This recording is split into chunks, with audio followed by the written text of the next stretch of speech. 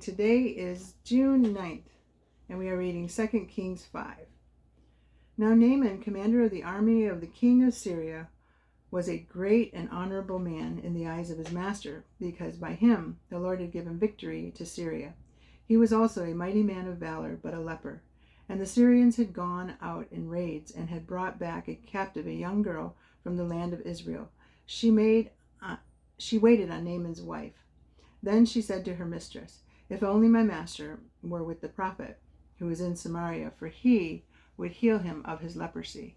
And Naaman went in and told his master, saying, "Thus and thus said the girl who is with from the land of Israel." Then the king of Syria said to him, "Go now, and I will send her a letter to the king of Israel." So he departed and took with him 10 talents of silver, 6,000 shekels of gold, and 10 changes of clothing. Then he brought the letter to the king of Israel and said, it read this: "Now be advised, when this letter comes to you, that I have sent Naaman my servant to you, that you may heal him of his leprosy." And it happened, when the king of Israel read the letter, that he tore his clothes and said, "Am I God to kill and make alive, that this man sends a man to me to heal him of his leprosy? Therefore, please consider and see how he seeks to quarrel with me." And so it was, when Elisha, the man of God, heard that the king of Israel had torn his clothes, that he sent to the king, saying, "Why have you torn your clothes? Please let him come to me, and he shall know that there is a prophet in Israel." Then Naaman went with his horses and chariots, and he stood at the door of Elijah's house. And Elijah sent a messenger to him, saying, "Go and wash in the Jordan 7 times, and your flesh shall be restored to you, and you shall be clean."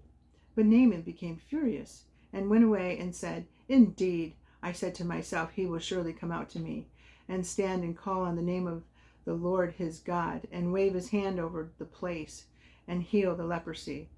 Are not the Abana and the Pharpar, the rivers of Damascus, better than all the rivers in Israel? Could I not wash in them and be clean?" So he turned and went away in rage. And his servants came near and spoke to him and said, "My father, if the prophet had told you to do something great, would you not have done it? How much more then when he says to you, 'Wash and be clean'?" So he went down and dipped 7 times in the Jordan, according to the saying of the man of God. And his flesh was restored like the flesh of a little child, and he was clean. And he returned to the man of God, he and all his aides, and came and stood before him and said, "Indeed, now I know that there is no God in all the earth except in Israel. Now therefore, please take a gift from your servant."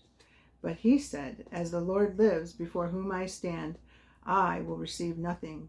And he urged him to take it, but he refused.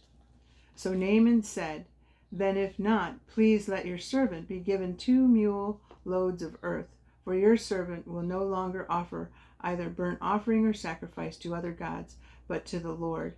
Yet in this thing may the Lord pardon your servant, when my master goes into the temple of Rimmon to worship there, and he leans on my hand, and I bow down in the temple of Rimmon. When I bow down in the temple of Rimmon, may the Lord please pardon your servant in this thing." And then he said to him, "Go in peace." So he departed from him a short distance. 2 mule loads of earth. In the ancient Near East, it was thought that a god could be worshipped only on the soil of the nation to which he was bound. Therefore, Naaman wanted a load of Israelite soil on which to make burnt offerings and sacrifices to the Lord when he returned to Damascus. This request confirmed how Naaman had changed. Whereas he had previously disparaged Israel's river, now he wanted to take a pile of Israel's soil to Damascus. Then he said, "Go in peace." And so he departed from him a short distance. But Gehazi, the servant of Elisha, the man of God, said, "Look, my master has spared Naaman the Syrian, while not receiving from his hands what he brought. But as the Lord lives, I will run after him and take something from him."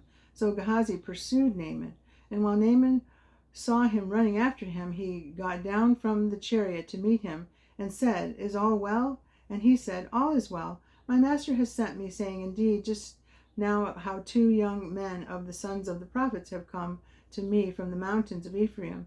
Please give them a talent of silver and 2 changes of garments.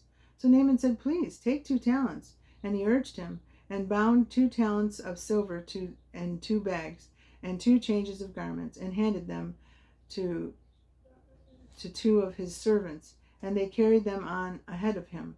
And when he came to the citadel, he took them from their hand and stored them away in his house. Then he let the men go, and they departed. Now he went in and stooped before his master. Elisha said to him, Where did you go, Gehazi? And he said, Your servant did not go anywhere. Then he said to him, Did not my heart go with you when the man turned back from his chariot to meet you?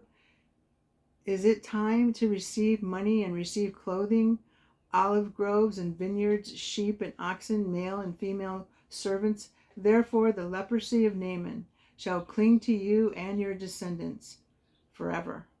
And he went out from his presence, leprous, as white as snow. Leprosy will cling to you. Gehazi's greed had cast a shadow over the integrity of Elijah's prophetic office. This made him no better than the people's thinking that Israel's false prophets, who had prophesied for material gain, the very thing he wanted to avoid.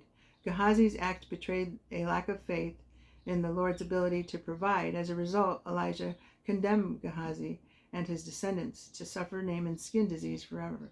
The punishment was a twist for Gehazi, who had gone to take something from Naaman, but what he received was Naaman's disease. Chapter 6. And the sons of the prophets said to Elisha, See now, the place where we dwell with you is too small for us. Please, let us go to the Jordan, and let every man take a beam from there, and let us make there a place where we may dwell. So he answered, Go.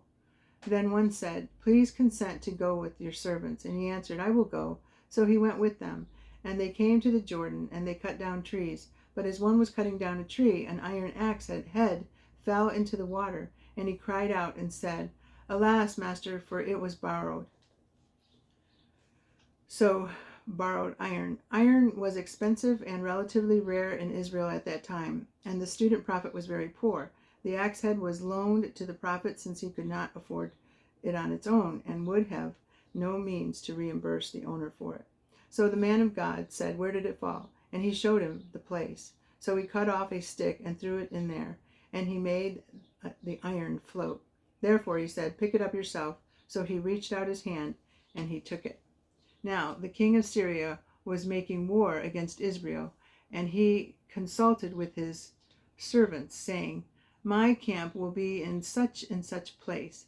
And the man of God sent to the king out of Israel, saying, Beware that you do not pass this place, for the Syrians are coming down there. Then the king of Israel sent someone to the place of which the man of God had told him. Thus he warned him, and was watchful there, not just once or twice. Therefore the heart of the king of Syria was greatly troubled by this thing, and he called his servants and said, Will you not show me which of us is the king of Israel? Which of us is for the king of Israel? And one of his servants said, None, my lord, O king, but Elijah the prophet, who is in Israel, tells the king of Israel the words that you speak in your bedroom. So he said, Go and see where he is, that I may send and get him. And it was told to him, Surely he is in Dothan. Therefore he sent horses and chariots and a great army there, and they came by night and surrounded the city. And when the servants of the man of God arose early and went out, there was the army surrounding the city with horses and chariots. And his servants said to him, Alas, my master, what shall we do? So he answered, Do not fear, for those who are with us are more than those who are with them. And Elisha prayed and said, Lord, I pray, open his eyes that he may see. Then the Lord opened his eyes of the young man, and he saw, and behold, the mountain was full of horses and chariots of fire all around Elisha. So when the Syrians came down to him, Elisha prayed to the Lord and said, Strike this people, I pray, with blindness. And he struck them with blindness, according to the word of Elisha. Now Elisha said to him, This is not the way, nor is this the city. Follow me, and I will bring you to the man whom you seek. but he led them to Samaria. And so it was, when they had come to Samaria, that Elisha said, Lord, open the eyes of these men, that they may see. And the Lord opened their eyes, and they saw. And there they were inside Samaria. Now, when the king of Israel saw them, he said to Elisha, My father, shall I kill them? Shall I kill them? Then he answered, You shall not kill them. Would you kill those whom you have taken captive with your sword and your bow? Set food and water for them, that they may eat and drink and go to their master.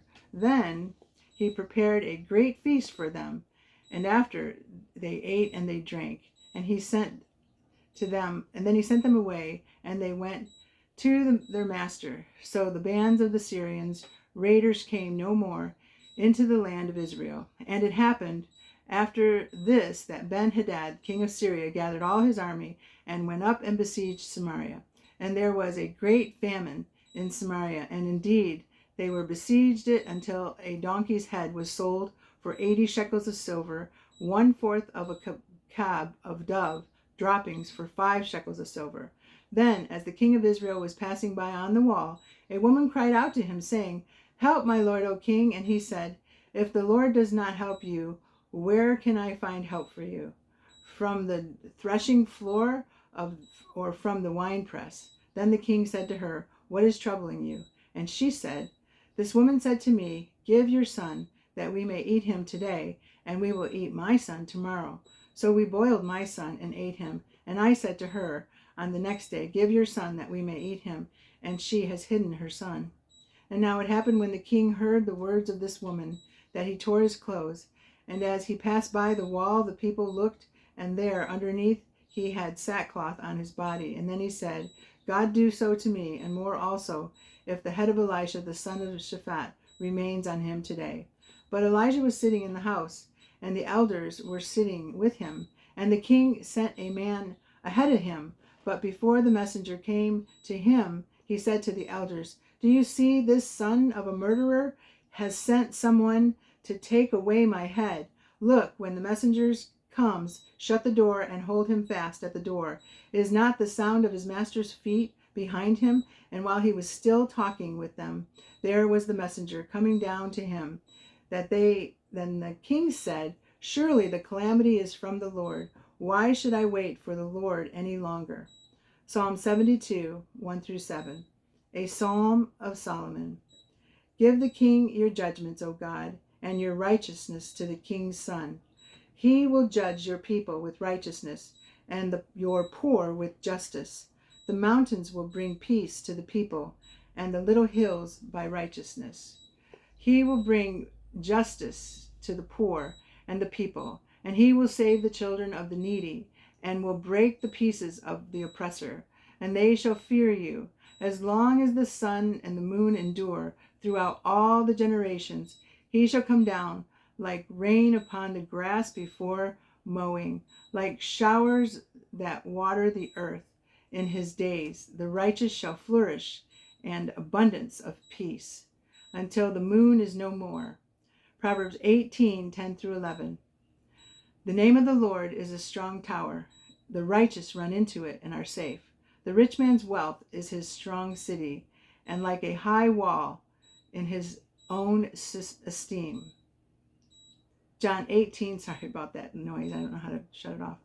John 18, 1-18. When Jesus had spoken these words, he went out with his disciples over the brook of Kidron, where there was a garden with which he and his disciples entered, and Judas, who betrayed him, also knew the place, for Jesus often met there with his disciples.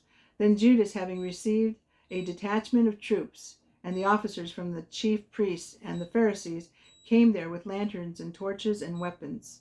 Jesus, therefore, knowing all things that would come upon him, went forward and said to them, Whom are you seeking? And they answered him, Jesus of Nazareth. And Jesus said to them, I am he. And Judas, who betrayed him, also stood with them. Now, when he said to them, I am he, they drew back, and half of them fell. They drew back and fell to the ground. And then he asked them again, Who are you seeking? And they said, Jesus of Nazareth. And Jesus answered, I have told you that I am he. Therefore, if you seek me, let these go their way, that the saying might be fulfilled, which he spoke of those whom you gave me, I have lost none. Then Simon Peter, having a sword, drew it and struck the high priest's servant, and cut off his right ear. The servant's name was Malchus. So Jesus said to Peter, Put away your sword into your sheath. Shall I not drink the cup which my Father has given me? Then the detachment of the troops and the captain of the officers of the Jews arrested Jesus and bound him, and they led away Annas first, for he was the father-in-law of Caiaphas, who was the high priest that year. Now it was Caiaphas who advised the Jews that it was expedient that one man should die for the people. And Simon Peter followed Jesus, and so did another disciple. Now that disciple was known to the high priest and went with Jesus into the courtyard of the high priest. But Peter stood at the door outside. Then the other disciple, who was known to the high priest, went out and spoke to her who kept the door, and brought Peter in. Then the servant girl who kept the door said to Peter, You are not also one of this man's disciples, are you? And he said, I am not. Now the servants and the officers who had made a fire of coals stood there, for it was cold, and they warmed themselves, and Peter stood with them and warmed himself. Dear Lord, thank you for this day. Please bless those who are present and help each of us to walk with you and share the good news with others. In Jesus' name, amen. See you tomorrow.